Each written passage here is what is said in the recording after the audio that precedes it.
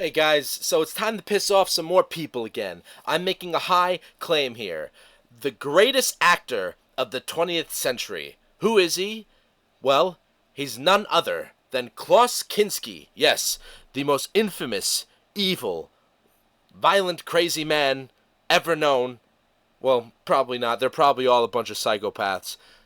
But if you look back into his history, he's a pretty bad dude in real life.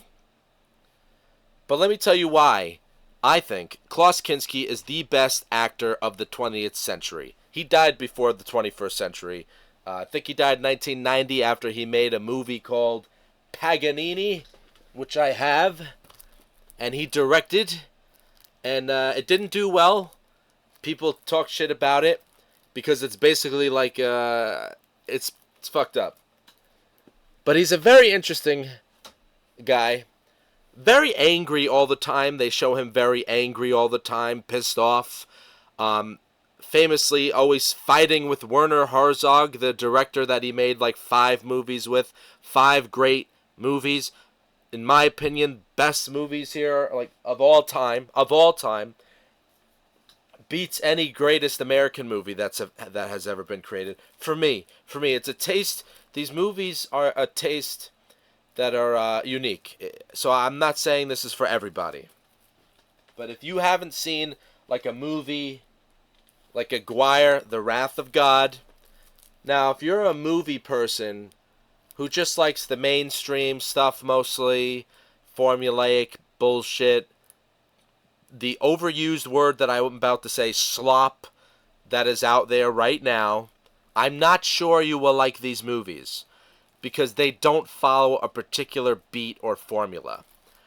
Aguirre, The Wrath of God is a dream, okay? It is a dream because as somebody who was always a fan of reading about the conquistadors, Mayans, Aztecs, Peruvians, you go down the list, Incas, very interesting time of ancient human history, right? So, for someone who loves that particular part of history, a movie like Aguirre, The Wrath of God by Werner Herzog, starring Klaus Kinski, is a dream come true. Which the movie is about conquistadors trying to find El Dorado, and Kinski has this kind of fantasy that um, he'll become like Cortez, and he'll find that land, take over. What Cortez did to Montezuma, everything that Cortez did. He thought that he could diverge and split paths from Pizarro, who in this Pizarro was leading the I'm sorry guys, leading them towards the journey, right? But he goes a separate way from Pizarro's way, which he should have stuck with Pizarro because Pizarro survived a long time, lived an older age. So he goes off on his own and thinks that he's going to find El Dorado. The men who follow him die slowly with him one by one. He loses his daughter, loses everything. That's at the end as well. Sorry if I spoiled it for you, but this is a movie from the 70s, so I'm just saying. And you see them lose their mind by the end of the movie. And what's so brilliant about Aguirre, The Wrath of God, is Klaus Kinski's performance throughout the entire thing. He is a madman, and it's just no one else I've seen perform the way Kinski has in Aguirre, The Wrath of God.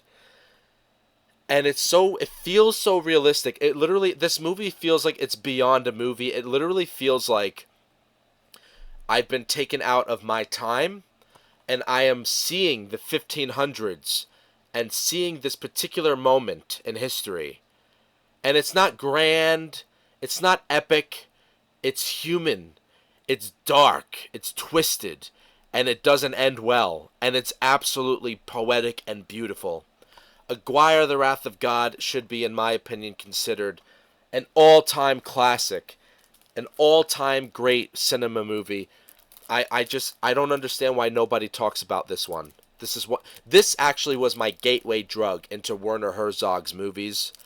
I accidentally stumbled upon this movie when I was on Tubi at one point. My grandpa was on Tubi watching his old movies, and I just saw this movie. I was very sick at the time. This was maybe like 5 years ago.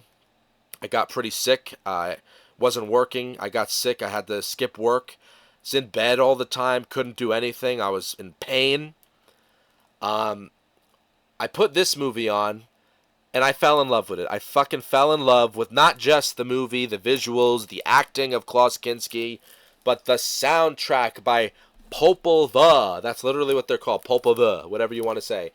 It's and literally they're named after like a Mayan myth. That's like a Mayan myth, which is even cool. Of course, Popol Vuh was the band that Werner Herzog used in all of his movie, from Fitzcarraldo, everything. Nosferatu, you go down the list, Cobra Verde.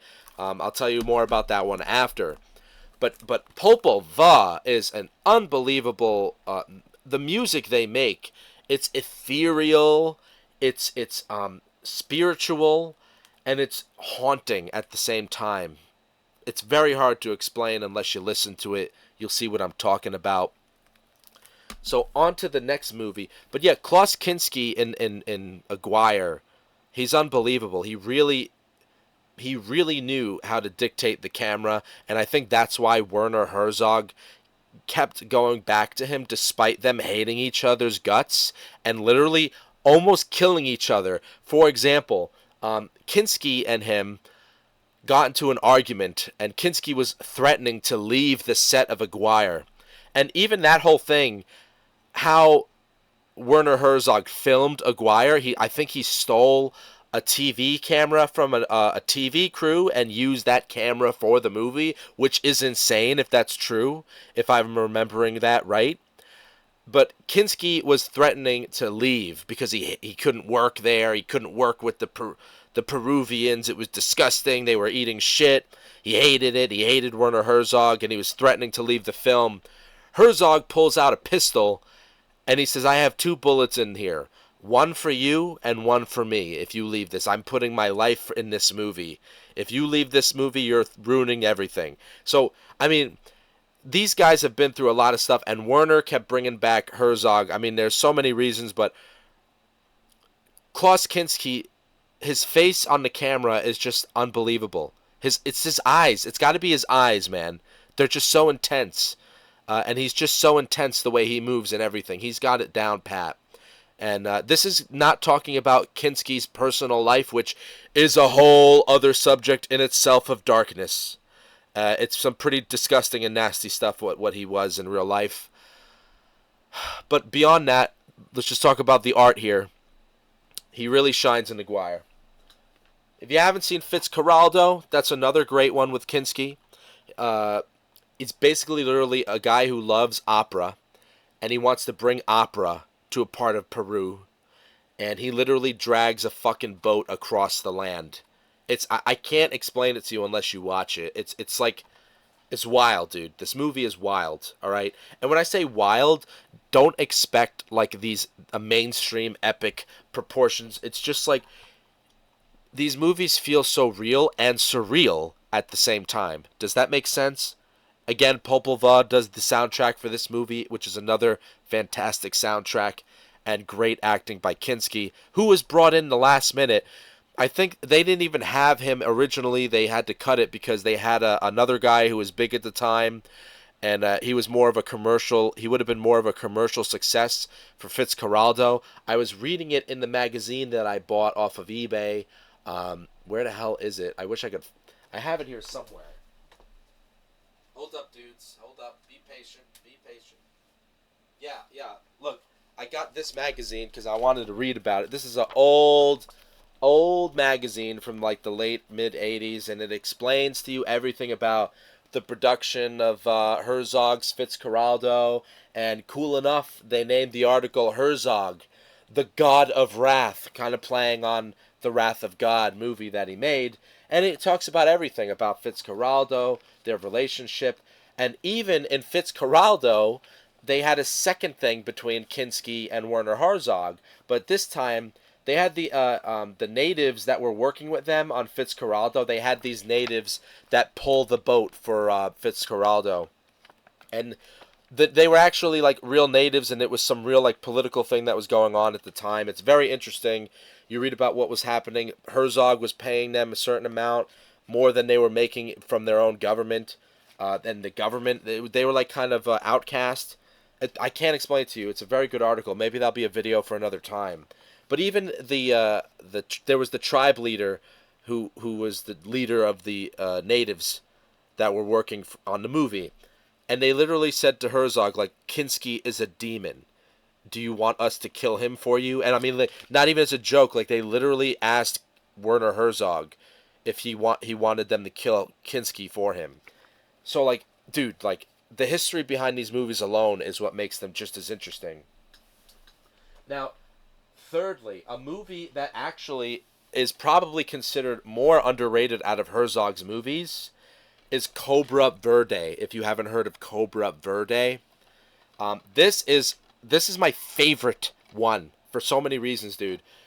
It's just, this movie is just, you would never see a movie like this ever, ever, ever, ever, ever made in any other time. It's just, oh my god, it's a masterpiece. For me, it's a masterpiece. For a lot of people, I'm sure they won't like Cobra Verde. I have the DVD. I have the. They don't have the Blu-ray version separately of Cobra Verde. They just have. I have here the original DVD release of Cobra Verde, and here's the Cobra Verde that comes with the Herzog and Kinski collection. Right, so those are the two DVDs. The only Blu-ray version of Cobra Verde that exists is in the Herzog collection, and in this bad boy here, this big boy that has the first volume of Herzog's movies in Blu-ray, and there's a second volume of Herzog's movies in Blu-ray. But Cobra Verde in Blu-ray, the only version of it in Blu-ray exists in this. I don't think you could buy it separately. Yeah, like here it is right here. It's very cool format they got here. Very cool.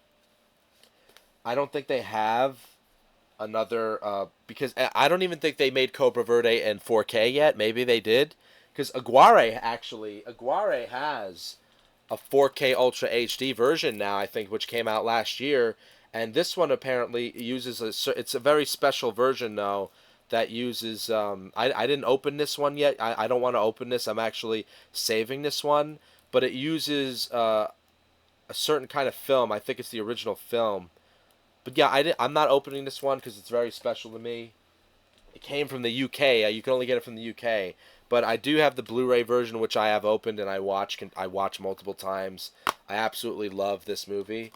But yeah, like Cobra Verde only has the DVD and Blu-ray, and I think the same goes for Fitzcarraldo. I might be wrong though, because I think Fitzcarraldo is a bit more popular than Cobra Verde, so there might be a 4K version. But I just have the two DVDs, the original DVD of Fitzcarraldo and the Werner Herzog DVD in the collection, and the Blu-ray collection.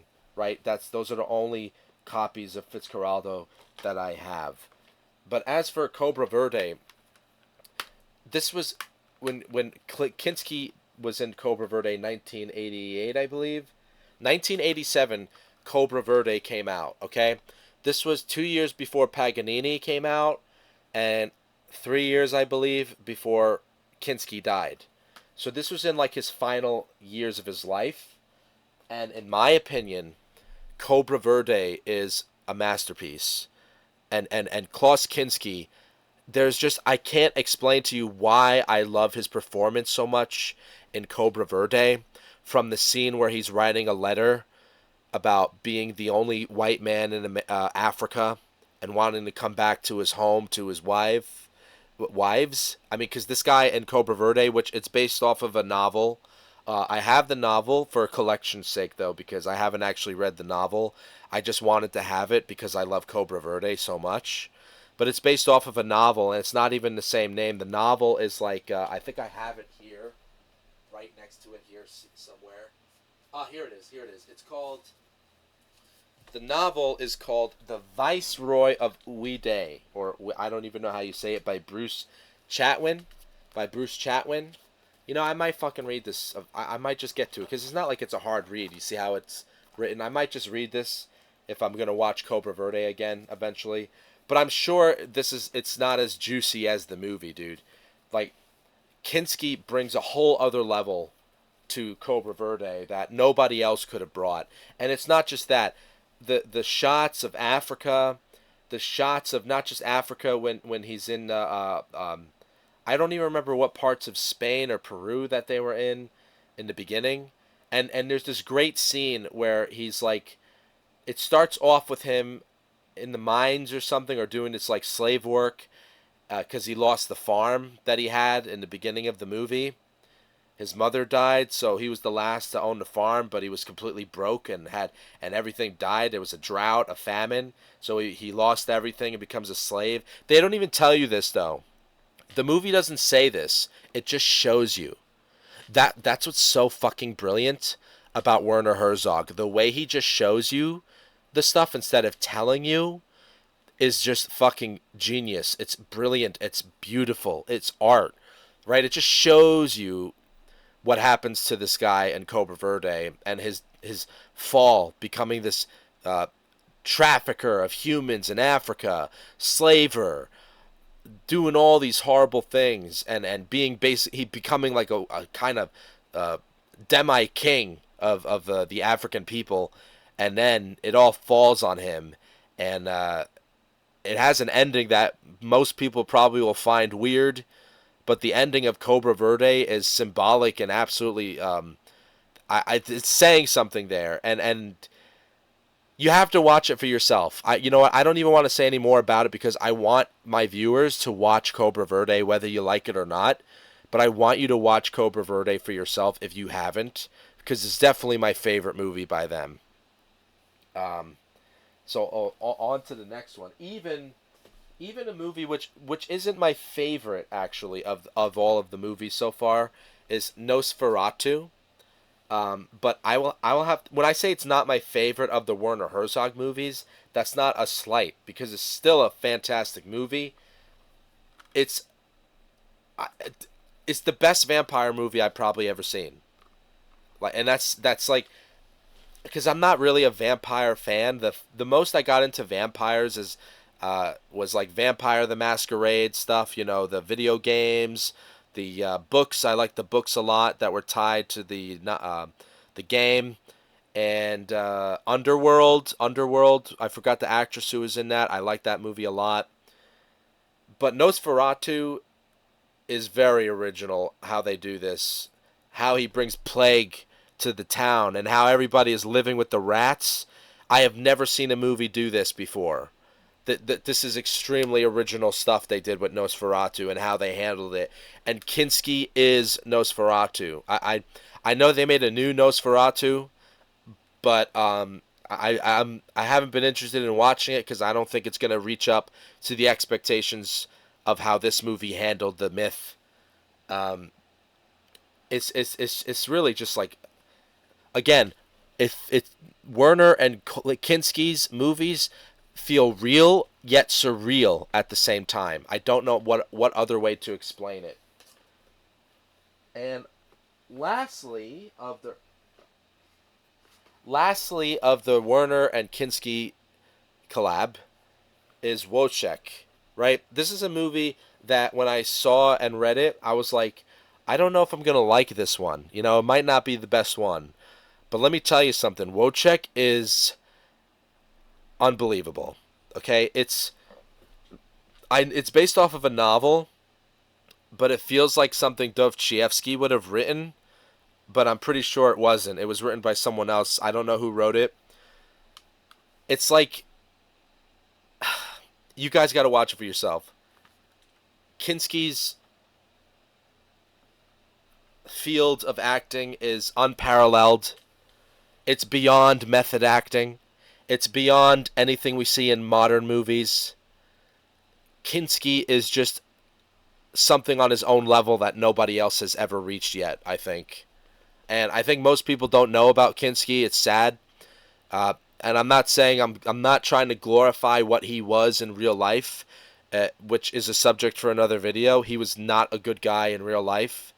But I'm just talking about the final vision of what he did in the movies, how he acted, what came out of the movies, and how the movie comes out. That's just how I feel about it. I really do.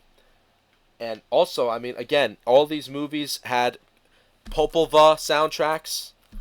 Cobra Verde has a great soundtrack, very ethereal, very, very like, it makes me feel, it's a very deep soundtrack, and it makes you think about the darkness of life a little bit in a way, but at the same time, the beauty of how complex things are. I don't know how else to say it. But look, I think that's the end of the video. I don't want to go on because it's just a whole. I can't. I could go on and on about Kinski and Werner Herzog's movies, and I might just end up repeating myself. And without making it a full analysis of each individual movie, I can't say much more. Maybe that'll be a project for the future. Do just like an individual video for each individual movie and why I love it so much and why Kinski's so good in each movie. But I just wanted to throw this out there, see what everyone else thinks. I don't care whether you guys hate him or like him. My opinion stands at this point. This is how I feel about this. But yeah, anyway, thanks for listening. Like and subscribe. Have a good one, guys.